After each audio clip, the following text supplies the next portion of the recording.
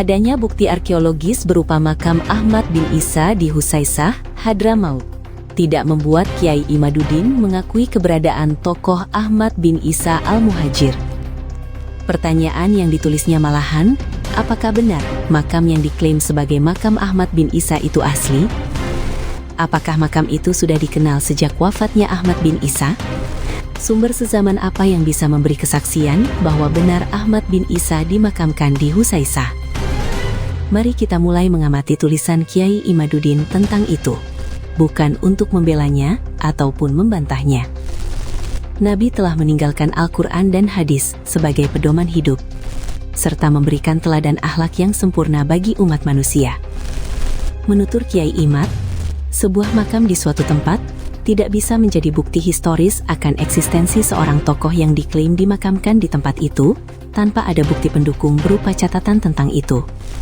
Ia menguatkan bahwa jika tidak demikian, maka orang Banten di masa ini bisa membuat makam yang indah dan megah, kemudian ditulis dengan tulisan yang indah pula, bahwa makam ini adalah makam Imam Syafi'i. Apakah dengan demikian dapat dikatakan bahwa Imam Syafi'i hijrah ke Banten dan berketurunan di Banten?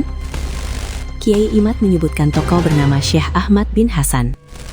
Tokoh ini menyatakan bahwa tidak ada dalam sejarah Yaman makam diagungkan yang di atasnya ada masyhad dan masjid, sampai separuh kedua abad 5, kecuali yang disebut sebagai Masjid Syahidain di San'a, yaitu yang disebut sebagai makam Katsam dan Abdurrahman. Yang keduanya anak dari Ubaidillah bin Abbas, yang dibunuh oleh Basar bin Arto'ah, pejabat yang diangkat Muawiyah di Yaman. Dari sinilah Imaduddin Utsman menulis, disimpulkan makam yang sekarang ada di Husaisah itu, yang disebut sebagai Ahmad bin Isa, belum dikenal di Yaman sampai tahun 450H. Padahal Ahmad bin Isa telah wafat 105 tahun sebelumnya. Kiai Imad menyebut seorang sejarawan bernama Al-Janadi. Tokoh ini, tulisnya, gemar merekam adanya makam tokoh yang disiarahi orang. Namun tokoh ini pun tidak mencatat di Husaisah ada makam Ahmad bin Isa. Sedangkan dua tokoh yang disebut oleh Syekh Ahmad bin Hasan, yaitu Katsam dan Abdurrahman itu, direkam pula keberadaannya oleh Al-Janadi.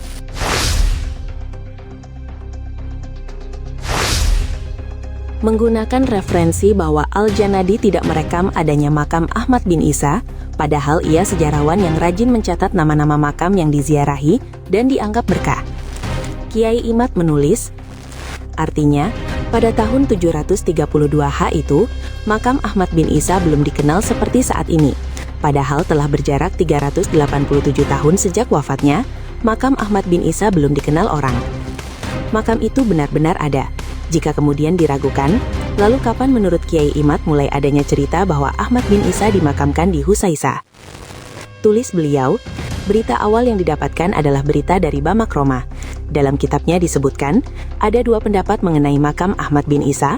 Pendapat pertama mengatakan ia wafat dan dimakamkan di Husaisah. Pendapat kedua mengatakan ia wafat di Korojashib. Dari dua pendapat itu, lalu berdasar apa makam Ahmad bin Isa ini dipastikan ada di Husaisah, seperti yang sekarang masyhur sebagai makamnya? Bamakromah menyebutkan bahwa makam itu diyakini sebagai makam Ahmad bin Isa, karena ada Syekh Abdurrahman menziarahinya, dan ada cahaya yang dapat dilihat dari tempat yang diyakini sebagai makam Ahmad bin Isa itu. Tulis Kiai Imad, jadi, bukan karena ada data dan sumber sebelumnya. Bamakromah mengatakan, dilihat cahaya agung dari tempat yang diisyarahkan bahwa tempat itu adalah kuburnya Ahmad bin Isa yang mulia. Dan guru kami, Al-Arif Billah Abdurrahman bin Syekh Muhammad bin Ali Alwi, berziarah di tempat itu. Seperti itulah makam Ahmad bin Isa ditemukan, yaitu bukan berdasarkan naskah yang menyatakan bahwa ia memang dimakamkan di Husaisah, dan bukan karena memang makam itu telah ada sejak hari wafatnya, yaitu tahun 345H, tetapi diisbat berdasarkan ijtihad. Demikian tulis Kiai Imad dalam kroniknya. Beliau melanjutkan, berarti makam Ahmad bin Isa baru ditemukan, bahkan dibangun, di abad 9 atau 10 Hijriah, yaitu sekitar 602 tahun setelah hari wafatnya. Bagaimana menurut Anda?